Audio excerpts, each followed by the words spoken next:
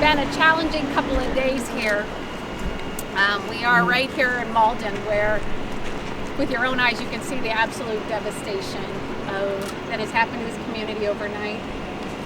Mayor Chris, you are a hero amongst heroes, and this entire community completely devastated. Loss of homes, loss of all the history, loss of the firefighting building. The flag coming into town is a testament to, it's the only thing really right when you enter town that actually survived, which shows you how strong we are. I'm a bit shaken up, not only because of what we just saw, but we just did learn the first fatality has happened amongst some pretty grueling conditions around this state. I don't have much details yet, but it has been some of the most challenging 48 hours for this state. Many of firefighters I know who've been in fire command since 91 said nothing comes close to this except for the 91 fires.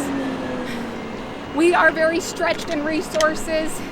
We are trying to do our best in every single corner of this state to get control, to protect these communities, to protect the lives not only of our residents but also our firefighters. And anything anybody can do to make sure we prevent these fires starting in the first place will help all of us. Our agency, Department of Natural Resources, is doing everything in our power to put all of our resources on these fires to quickly get them contained. We've had over 56 fires in the first day of Labor Day alone that popped up. Over 9 became significant. The next day, 24. We are constantly fighting a continuous daily battle to get control of the ones we have and all the new ones as well.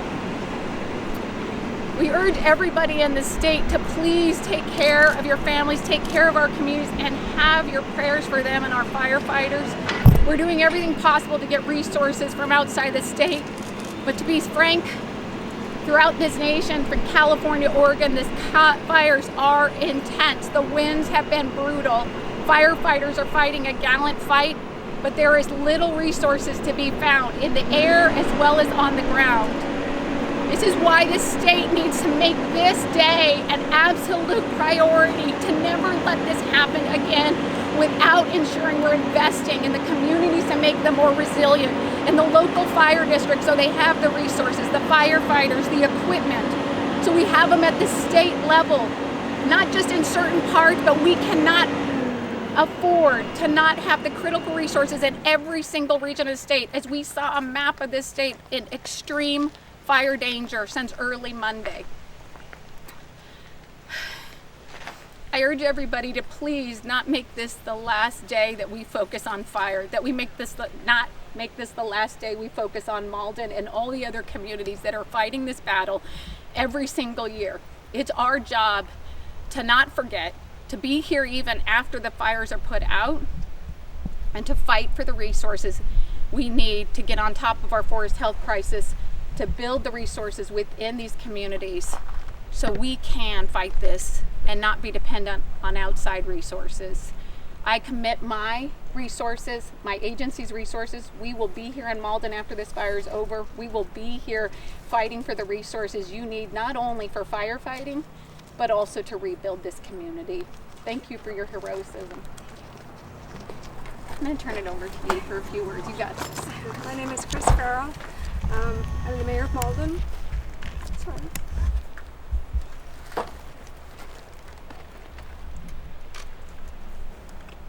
This was very devastating to our town. We had no chance. We had little time. People, the fire department, the emergency sheriffs, the EMS, the water tenders, the farmers, they did the best they could to get this thing under control. But we did not have enough time to get out. That's how bad it was. I've never seen any winds like this in my life, been here a long time. It was very scary. We were able to account for all of our community members, and everybody is safe and well from here. That was the main goal, to get everybody out of this town. So we got resources. I've been in contact with a lot of our representatives in the state. Governor Inslee's coming tomorrow to check us out. Hopefully we can get this going and get rebuilt again and try to make our town great again. So, thank you. We can,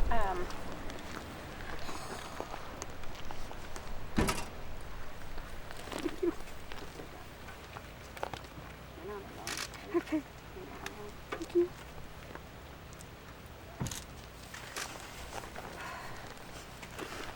we'll take questions best we can. Yeah.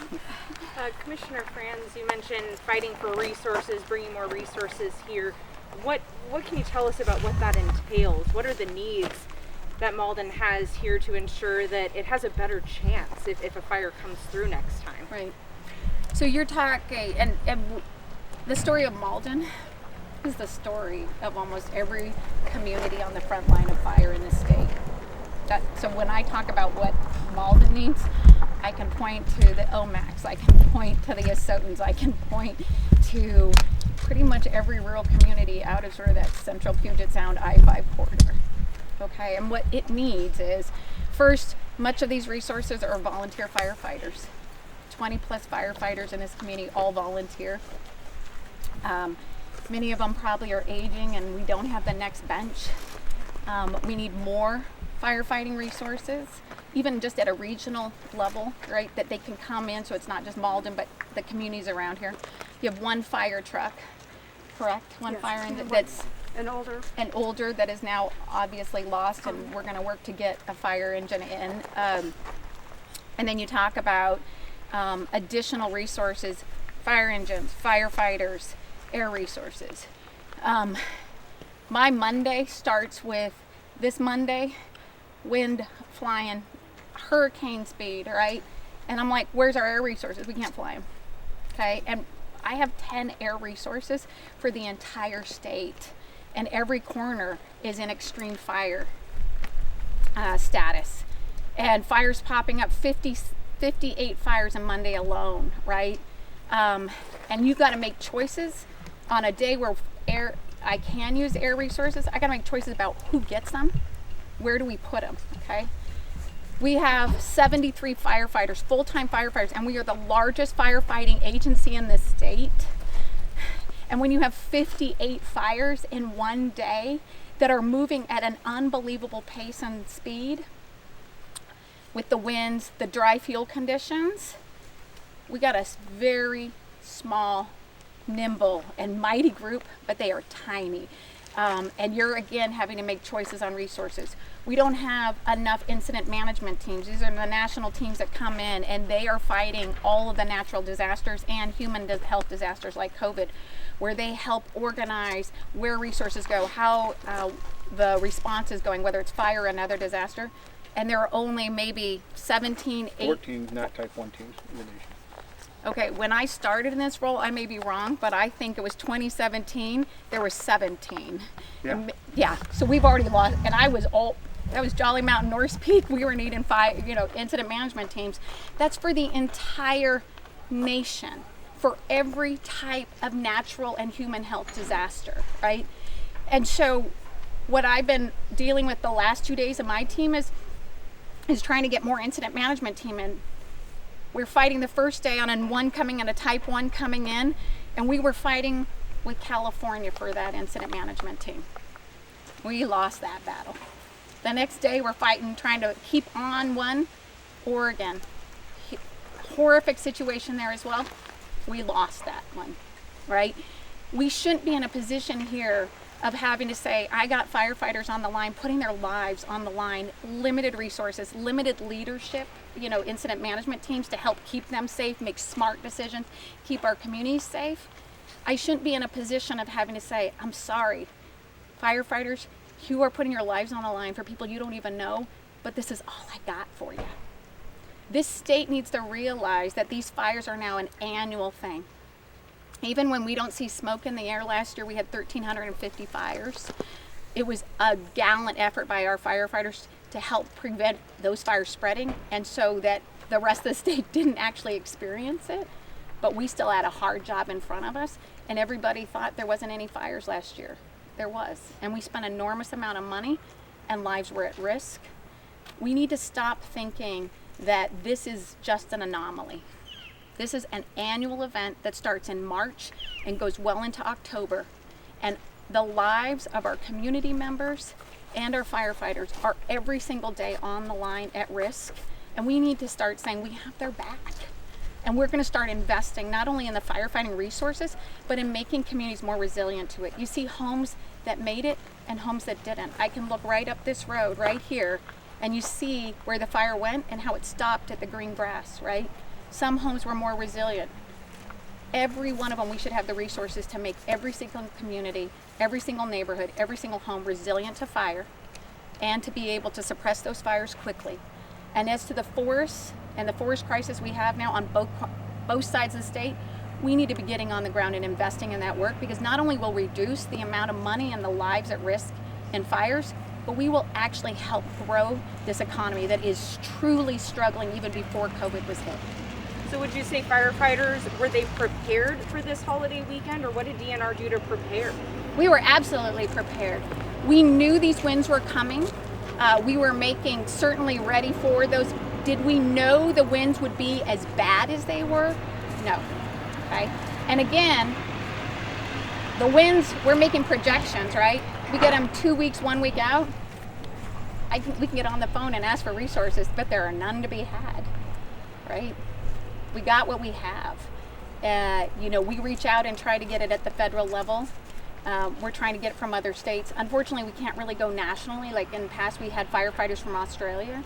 COVID has limited the ability of movement, outside of countries. Canada, we've shared our resources there as well.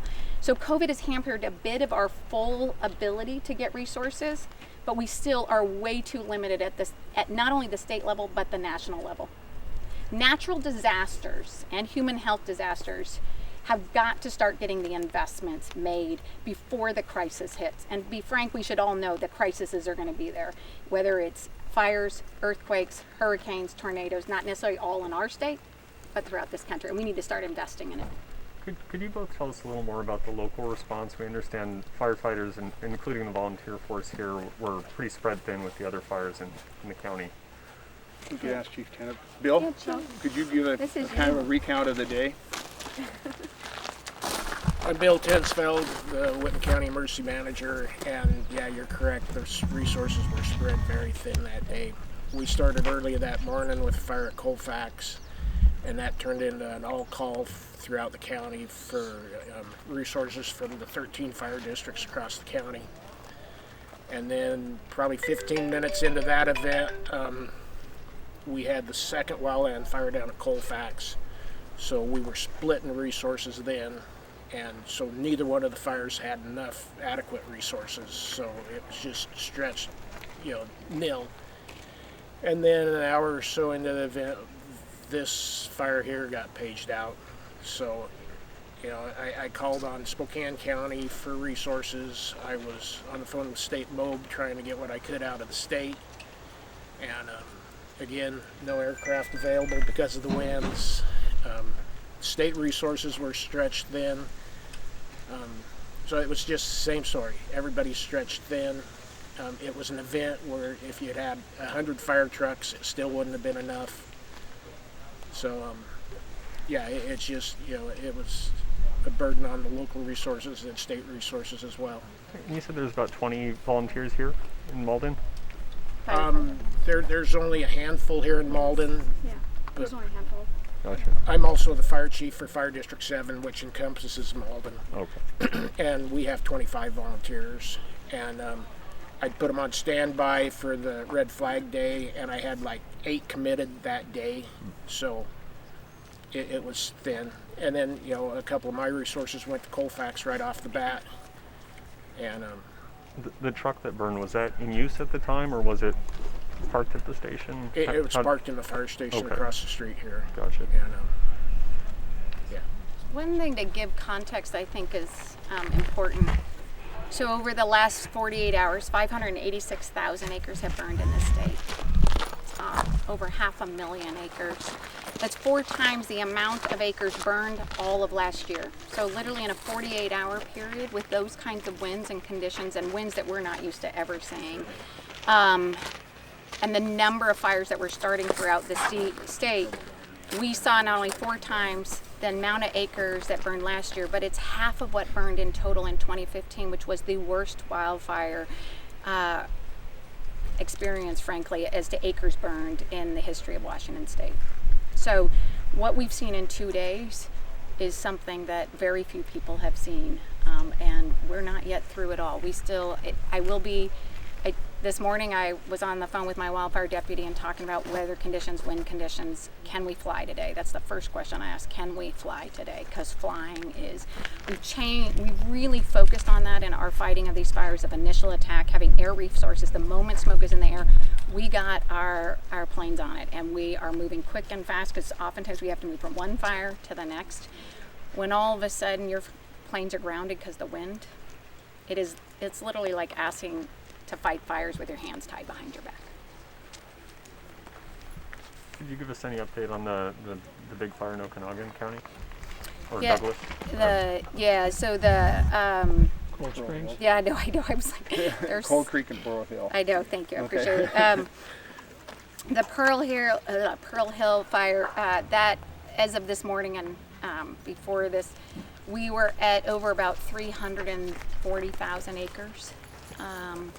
So that is obviously the most significant as to acres burned of that 500,000, and we still had 0% containment on it.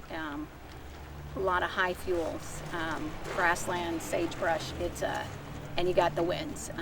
But we're doing everything we got with the resources we have. And another significant fire we've got that's been growing overnight that started late yesterday was the Gifford-Pinchot fire that's down there. And excuse me, I don't remember all the names right now because it's been a pretty long couple of days. There questions?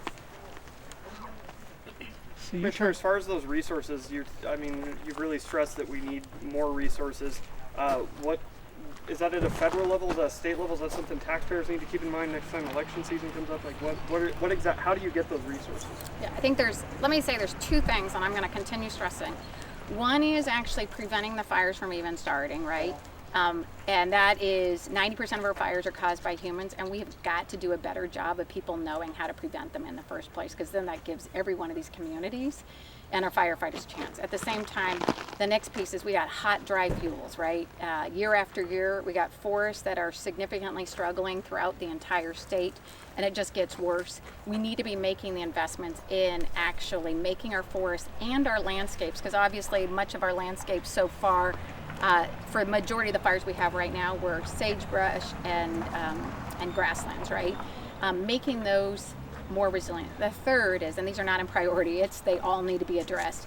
The third is actually having the resources in the community, on the ground, and when I say community, it could be a regional, it could be, right? But it's having those resources there to be able to fight those fires. The funding is twofold. It comes at the federal level and at the state level, right? We need it in both. First of all, we partner very closely, U.S. Forest Service, BLM, the Gifford-Pinchot we're fighting right now is federal forest land, right? We partner with them on resources, and National Guard, we rely on them and their Blackhawks very much. So having more investments at the federal level with those federal agencies key. Having more investments coming for the forest health piece, because half of the lands that are in poor health in Washington State are federal lands. So they're the biggest chunk of the forest health crisis, and we need them to be investing in making those forests more resilient. At the state level, we have got to make it that we are not consistently, year after year, having to go beg for resources. It's impossible to implement a forest health plan where our goal is to treat 70,000 acres a year for the next 20 years, right? And to have the resources at the local and state level for firefighting, if every year it's begging, right? You can't plan well if every year just begging and hoping that you will have the resources. And unfortunately, too often, the way the state invests is they wait till the crisis is well upon us and then they invest. When you're in a reaction crisis mode, you are wasting not only dollars, but you are risking the lives that are at stake from it. We need to start moving to a proactive investment. And that's where, if you do that, you can actually truly save the money and you can save lives. On the federal side, I can't miss that, the incident management teams, first of all, we have too few. And while I know Bob is extremely young, and you're so sweet to make sure I don't trip, but Bob is very young, much younger than most of his colleagues on the incident management team. The fact is, many of them are nearing retirement. And how big is your bench for the next leadership development? It's tough to recruit people. That's right. And so not only are we not investing in more incident management teams, which every state in the nation depends on, but we're also not investing in raising the leaders to be able to lead those teams. And that leadership doesn't come from a classroom books. It comes from being on the fire line, from being in different types of experiences of different natural disasters, and knowing what to do and knowing how to get resources and knowing how to support the communities that are in it. Commissioner, you tried to get the legislature this year to enact an insurance surcharge to pay for that dedicated fund you want. How much can you use this as motivation to get them to pay attention next year? I will tell you, I would never want to use a tragedy for motivation. I mean, that's the hard part of this, right? It shouldn't come to this. It shouldn't have to be a devastation of a town. It shouldn't have to be the loss of a life to get people to pay attention to what we've all known. If the 2015 fires wasn't a wake-up call enough, right? But everybody forgot until 2018 happened and the smoke filled the skies. And then 2019, everybody forgot again. It's my job to make sure they don't forget, and we will not, trust me, we will not let them forget. And they need to start, as they're looking, we know the state budget is significantly challenged. COVID has created about $11 billion hole in the next biennium, and it doesn't get worse in biennium out. There are going to be lots of competing demands. What I always say, though, is we are already spending the money. This isn't a question of whether you're going to spend on fire resources and forest health, right? Or you're going to spend on mental health or education. You're already spending. I mean, many, even of our lighter years, are still well over $100 million. And this one is going to be a devastating blow, the amount of cost. And so investing up front and getting at the root of the issue, having the resources to fight these fires and keep them small, and investing in the landscape and the communities to be more resilient will go farther in saving money and saving lives. And people need to start to wake up to that. I have a question for the mayor. In speaking with residents, we've heard a lot of people who love this place dearly and really enjoy the community out here. But a lot of them also are not sure that they can bear the cost of rebuilding or returning here. And so I guess I'm curious, what do you see as the path forward for getting Malden back to normal? A lot of our families are low income. A lot of them did not have insurance. Some of these homes were very, very, very old. So to get insurance was pretty tough to do. We're trying to get them back in here, get them to rebuild. Some of them might just walk away. I don't know, because they don't have the resource that they need. But that's what we're trying to get this and some of the state representatives to listen to us and help us get our people back here. We need them back. We do. Thanks. Commissioner, just briefly touching, you opened this talking about you just learned of a fatality, and that was at the Cold Springs fire. Our understanding was that was a small child. Do you have any other information on that? No, your information's what I got. But that's what's at stake here when you talk about these resources, we need to save lives. That is exactly what it is. And, I've been in this role almost 4 years, and until today, I had few injuries of firefighters, but no fatalities. But I will tell you, not a year goes by, not a day goes by in fire season that I am not afraid for their lives. Obviously, fighting fires is, for the firefighters, they know what they're getting into. Let me start there. The firefighters know what they're going into, but as you know, these winds are unpredictable. The landscape and volatility of those fires are unpredictable, and there have been a number of chances, times where we were afraid. We had a pilot go down, a National Guard pilot go down, and 20 minutes of holding our breath, just hoping he'd be alive. Then you go to the community, they can't prepare for this because they don't know what's coming. They don't know how this fire, you were telling me how you drove in delivering a load of wheat. I drove out of town. When I came back, all chaos. 20 minutes later. 20 minutes later, we were told to get out of town now. I had to grab my dog and a wheat truck and get out as fast as I could. So this isn't a one-time thing of being afraid of the lives of our firefighters in our communities. It literally starts in March for our team, and it goes all the way to October, because anything can happen given the landscape, given conditions of the weather, and given what we know about how few resources we have, not just at the state level, but at the local level.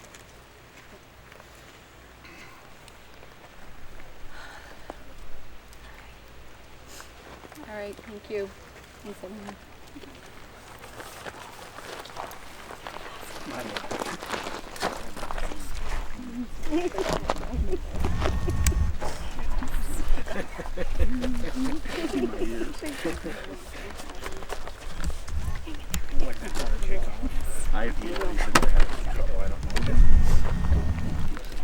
And we're not, you got my number? Yes, just text me. Yeah, and then mine. And then don't, most people go, I don't want to bother you, you're busy. No? Okay, you bother me.